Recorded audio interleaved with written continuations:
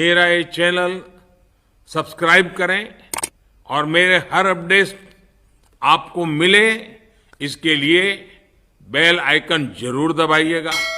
बलिया गंगा बहुउद्देशीय सभागार में मीडिया से बातचीत के दौरान भारतीय जनता पार्टी के सांसद रविंद्र कुशवाहा ने कांग्रेस के झंडे पर आपत्ति जताते हुए कहा कि किसी भी राष्ट्रीय ध्वज पर किसी पार्टी का चुनाव निशान नहीं होना चाहिए। वो चुनाव आयोग को इसे हटा देना चाहिए और हम चुनाव आयोग से इसे हटवाने की मांग करेंगे। उन्होंने कहा कि हम तिरंगा लहराते हैं, सभी लोगों को प्रणाम करते हैं, न कि कांग्रेस के झंडे को प्रणाम करते हैं। उन्होंने कहा कि कांग्रेस ने जिस तरीके से संविधान को कुचलने का काम किया, देश में आपातकाल लगाया, बहुत सारी संस्थाओं को नष्ट करने का काम किया, जो उन्होंने काम किए हैं उसका आरोप आज के समय में वो भारतीय जनता पार्टी पर लगा रहे हैं। अगर भारतीय जनता पार्टी ने गलती से वो झंडा लगाया होता और उस पर कमल का निशान होता तो आप देखते कि देश के अंदर किस तरह की भाषा का प्रयोग होता। अगर पंजा जो है, तिरंगे से जो पंजा जो लगाया गया वो एक, आप कह रहे हैं कि एक साजिश के तहत लगाया गया, तो क्या तिरंगे से पंजा की हटाने की भी बात होगी? क्या मांग करेंगे आप? देखिए, ऐसा है ना कि कांग्रेस ने अपने ज़माने में जिस तरीके से संविधान को कुचलने का काम किया, देश में आपातकाल लगाया, बहुत सारी संस्थाओं को नष्ट करने का काम किया, जो वो काम किए हैं वो ब्लेम आज की डेट में भारतीय जनता पार्टी पर वो लगाने का काम करते हैं। अगर भारतीय जनता पार्टी ने गलती से अगर वो झंडा लगाया होता, उस पर कमल का निशान रहता, तो पता नहीं किस देश में किस तरह की भाषा का इस्तेमाल होता है। तो सर हटाएंगे, पंजा हटेगा कांग्रेस के तिरंगे? नहीं, हम नहीं हटाने वाले। वो तो चुनाव आयोग को करना चाहिए। क्या वो तो चुनाव आयोग को करना चाहिए कि ये राष्ट्रीय झंडा जो है, राष्ट्रीय झंडे पर किसी का पार्टी का चुनाव चिन्ह नहीं होना चाहिए।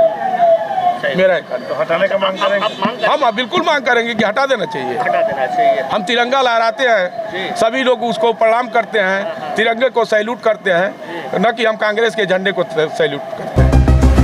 वहीं देश में 4000 मदरसों पर एनआईए और एसआईटी की जांच के सवाल पर उन्होंने कहा कि जांच हो जाने दीजिए। जांच हो जाने के बाद सभी तथ्य जो होगा सामने आ जाएगा कि देश के अंदर विदेशी फंडिंग लेकर के किस तरह से देश विरोधी काम हो रहे हैं। जांच में उसका पर्दाफाश होगा।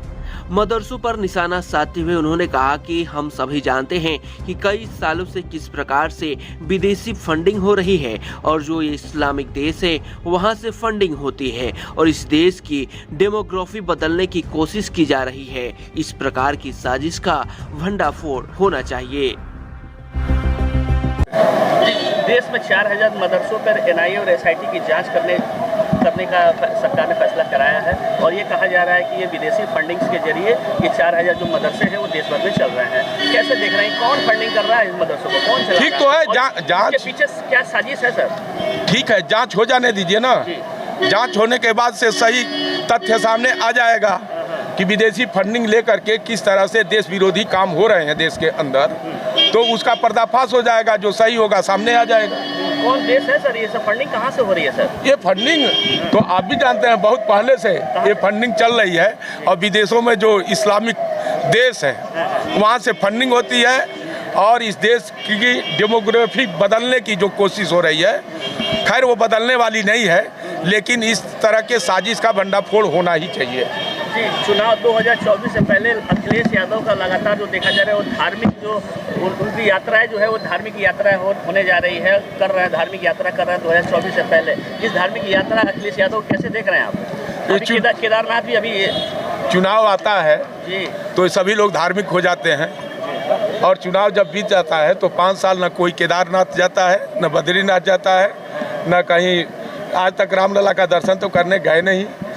लेकिन चुनाव है, चुनाव में वोट लेना है, इसलिए लोगों को भरमाने के लिए कि हम भी हिंदू हैं, ये प्रमाणित करने के लिए ये लोग देवी देवताओं के यहाँ जा कर के सजदा करेंगे। 5 राज्यों में जो चुनाव हो रहा है, हर पार्टी अपना अपना वहाँ कैंडिडेट उतारी है, कह रहे हैं लोग गठबंधन है, तो इसको कैसे देखते हैं? क्या 2024 वाले लोकसभा में ये लोग एकजुट हो पाएंगे? ऐसा है कि ये जो INDIA ... जो लगा है ना, जिस तरीके से अलग अलग है उसी तरह से खंड खंड होकर के इंडिया बिखर जाएगा। और 2024 में फिर मोदी जी के नेतृत्व में देश में भाजपा की सरकार बननी तय है।